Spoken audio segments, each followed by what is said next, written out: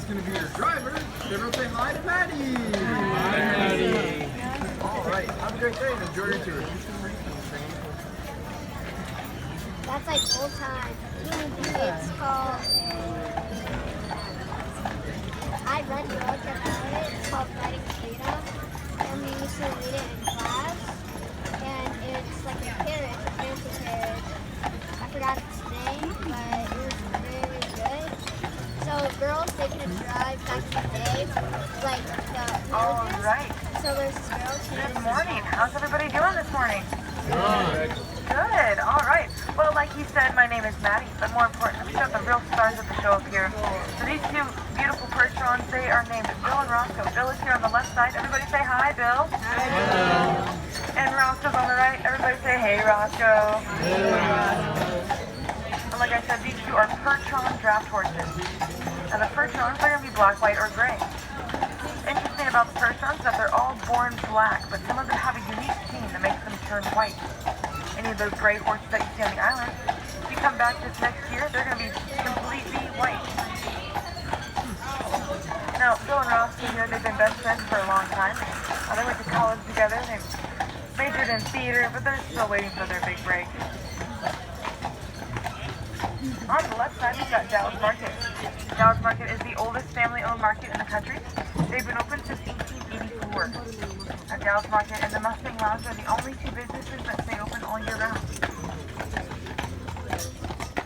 On the right side is Marquette Park. It was dedicated to Father Marquette in 1909. You can see a statue of Father Marquette in the center. Well, Father Marquette, he came in the later 1600s to do mission work with the natives here on the island. Now, before the park was dedicated to Father Marquette, it was the garden and barnyard for the troops garrison at Fort Mackinac. You can see the fort up on the right side, up on that hill. All those white walls, they were made out of limestone. That was quarried here on the island. It was built by the British in 1780 and 1781. On the right side is the American Fur Company retail store. That's also the Dr. Beaumont Museum. Dr. Beaumont, he was a pretty interesting guy. He became famous for his insights and discoveries on the human digestive system around the early 1800s. He was a post physician here. Around 1822, a man named Alexis St. Martin came to him with a gunshot wound to the stomach. Now, typically, this type of wound is proved to be fatal. But Dr. Beaumont was able to save him. Now, unfortunately, the wound never healed completely closed, and it left a golf ball-sized hole all the way through his stomach. Now, you think that a young man with a hole in his stomach wouldn't live very long after that. Well, he actually lived all the way up into his 70s. But through that, Dr. Beaumont was able to do a few experiments. By a few, I mean about 250. For some of those experiments, he would take string, he would tie it to small pieces of food, and he would dip it through that hole, pulling it out as it digested. Through that, he learned that it was enzymes that broke down our food and not muscles contracting like we previously thought. On the right side is the United States Post Office. We've got a pretty interesting post office here. Well, they don't deliver any mail. Some might say that their motto is rain, sleet, snow, or hail. Come get your own darn mail. Now, the Stewart House and the Community Hall are here to the right side. Those are the original offices and warehouses for the John Jacob Astor Fur Company. Now, John Jacob Astor was one of the first American self-made millionaires. He came to the island to set up this trading post. Around 1822, about $3 million worth of fur was traded and sold through his trading post. The right side is the courthouse and the police department. We've got 8 police officers stationed here year-round. We've also got 2 jail cells inside. Don't ask how I know. And behind those large white doors holds Mackinac Island's dirtiest secret. Can you guys keep a secret? Yeah. Alright, I'm going to tell you because I only trust you with this. So behind those big white doors, we have motorized vehicles. Oh, no. I know, I just blew your mind. No, we do have cars here on the island. Now, they aren't just emergency vehicles such as fire trucks and ambulance and police trucks. Now, they aren't necessary. We would not want Bill and Roscoe here to be the speed of your rescue. Now on the right side is the Biddle House. That's one of the oldest houses on the island. Parts of it date back to 1780. Around 1822, a man named Edward Biddle put a down payment on that house of just $100. And now I'm assuming everybody here likes fudge. Is that right? Yeah. I mean, that's the whole reason you come to the island is to try the fudge. Well, we have 13 fudge shops here. You could go sample a little bit from each one, but by the end of that, you'd have a pound of fudge in your stomach. So, in case of a fudge coma or a fudge overdose, we've got the medical center down to the right side with 5 nurses and 1 physician on staff. But please plan your emergencies accordingly. They're only open from 9 to 4. On the right side, sorry, on the left side, you'll see the Twilight in the Windsor, the large green and white hotel. Now those are originally running hotels with the Grand Hotel bought them. They're now used for employee housing. The Grand Hotel is the largest employer on the island, hiring up to 600 workers each season. Most of them being college students or foreign workers. Now it's said that those 2 buildings are the most haunted on the island, because that's where the original St. Anne's Catholic Cemetery used to sit.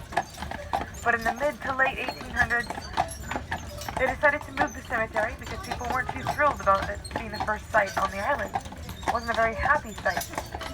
Now the only problem with moving the cemetery is that they moved all the tombstones first. And then they dug up the graves. So you see the issue that lies here. You could be going to visit Great Aunt Mary, but it could actually be Old Man John from down the road.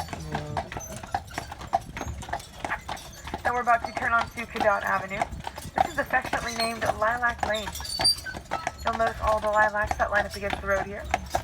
We've got the most dense population of lilacs than anywhere else in the country, with 68 different species in 18 different colors. Now it's my favorite time of year when the lilacs are in full bloom. It's around early June is when they bloom. That's about the only time the island doesn't smell quite as bad as horse poop. Now on the right side we have Chambers Stables. That's the oldest working livery on the island. It's owned by Dr. Bill Chambers. He's the owner of our company as well. Their family's been giving tours for 5 generations now. On the left side we've got the Grand Cottage. That tree in front of the Grand Cottage, that's the oldest known lilac on the island. We had Michigan State come and do a test on it called dendrochronology. This is a way of testing the age of a tree without cutting any of it down. They told us that it was about 150 years old.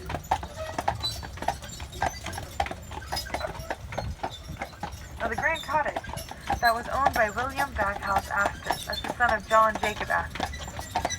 Now, John Jacob Astor, he was actually afraid of water. Now why he came to an island to do his business, I don't know. But he had his son William do most of the work here for him. Now an interesting fact about their family is that it was John Jacob Astor's great-great-great-grandson, John Jacob Jr., who did not share that same pure water. He actually boarded the Titanic and died as one of the wealthiest men aboard. On the left side, we've got the Gatehouse. That's one of 6 of the Grand Hotel's restaurants. I've heard that they have great nachos and the best outdoor seating on the island. On the right side, these 2 houses are owned by the Orr family. That first house is owned by Dr. Orr, and he's the physician here on the island. This next house is the Either Orr Cottage, owned by his 2 daughters, the Orr sisters. Now remember, have it if you knock on the door, Either Orr will open.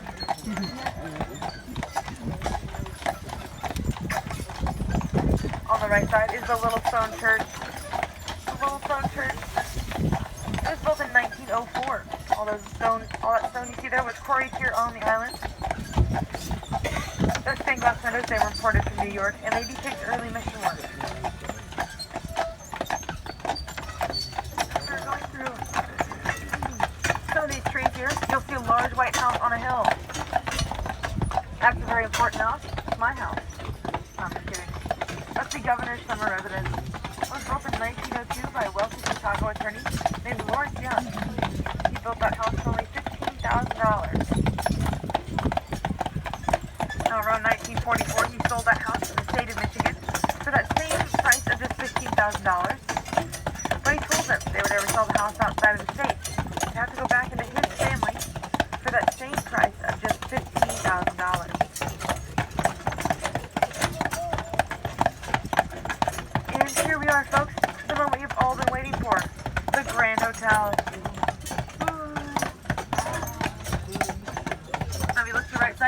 telephone booth.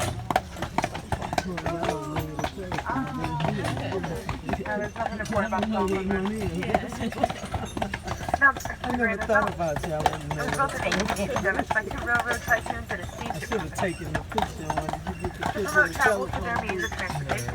I told them they don't know. Everything to the left side of that seam is the original building. Everything to the right side is the addition. Does anybody want to guess how long it took them to build the original Grand Hotel? What's your guess? 9 years. 9 years? Ooh, too high. Any other guesses? Come on, somebody's got to guess. 3 years. 3 years? Too high. What? Too high. 1 year? Too high. No way. 6 months. 6 months. Did you look it up? No. Oh, good, because it's wrong. It's too high. How about 93 days? 93 Just days. about 3 months. That's pretty crazy, right?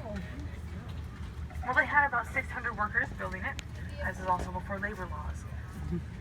Well, the reason why they got it done so fast was they actually got really excited about their plans, and they had posters and postcards made up of what the Grand Hotel was going to look like and when it was coming.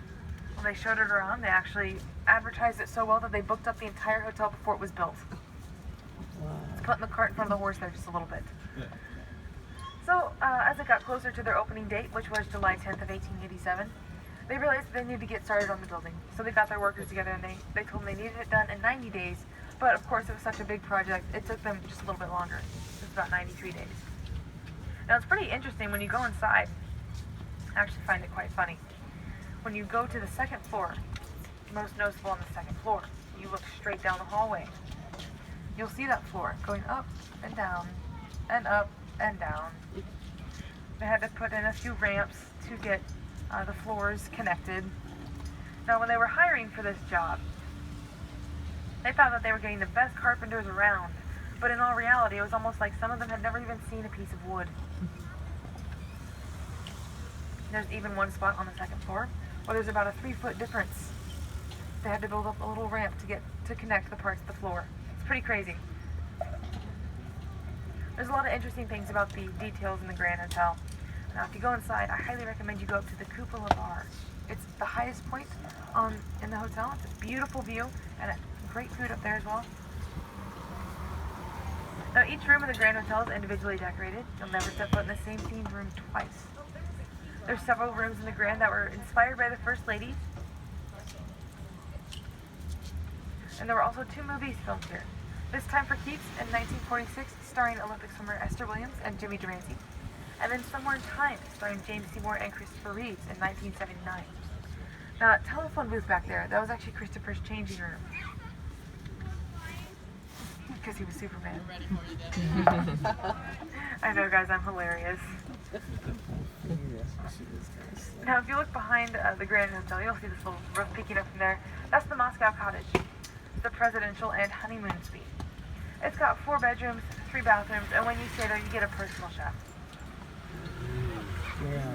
Now, it's not physically connected to the Grand Hotel, but they do count it as a part of their rooms and service and suites.